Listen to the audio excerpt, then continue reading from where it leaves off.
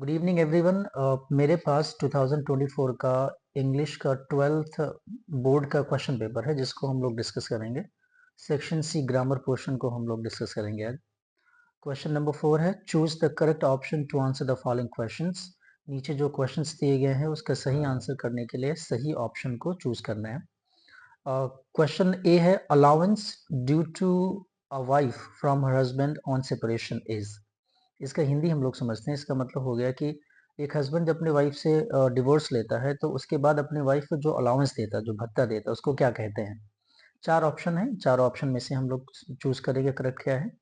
Option number 1 है matrimony, दूसरा है पैट्रिमनी, तीसरा है एलिमनी और ऑप्शन नंबर 4 है कॉलमनी। सो सारे जो ऑप्शन है उसकी हम लोग मीनिंग समझ देते हैं, फिर इसके बाद सही ऑप्शन हम लोग चूज करेंगे। मैट्रिमनी, मैट्रिमनी का मतलब होता है वो संपत्ति जिसको मदर के एंड से प्राप्त होती है। पैट्रिमनी जो पैतृक संपत्ति होती है। एलिमनी का मतलब वो अलाउंस है, ये जो पैसा जिसको हस्बैंड अपनी वाइफ को देता है जब वो सेपरेट होते हैं, जब अलग होते हैं। तो ऑप्शन 3 हमारा करेक्ट ऑप्शन है। नंबर 4 जो ऑप्शन है दैट्स कैलमनी।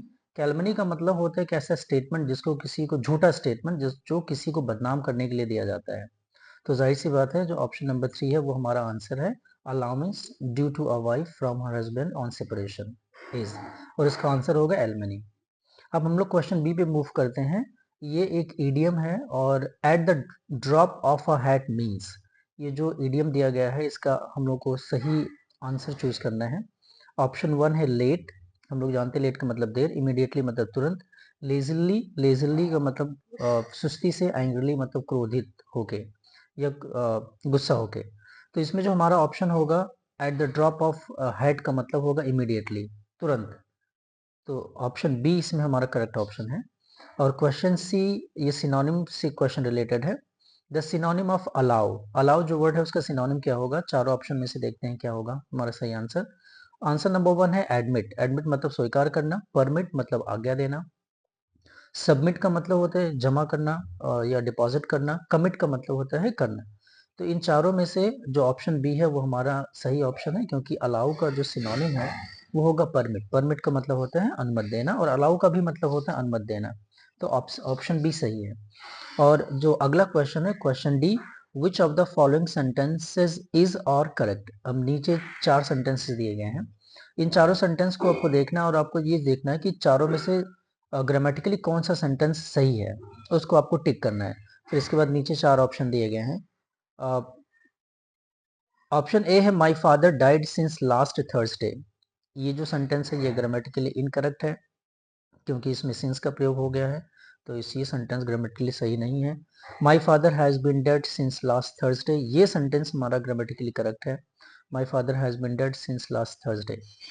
अब जो सी ऑप्शन है, जो सेंटेंस सी है, he ordered my dismissal, he ordered for my dismissal. तो इसमें ये ग्रामेटिकली इनकरेक्ट इसलिए क्योंकि जो प्रपोजिशन फॉर इसका यूज इसमें नहीं होगा, तो हो जाएगा ही ऑर्डर्ड माई डिसमिसल।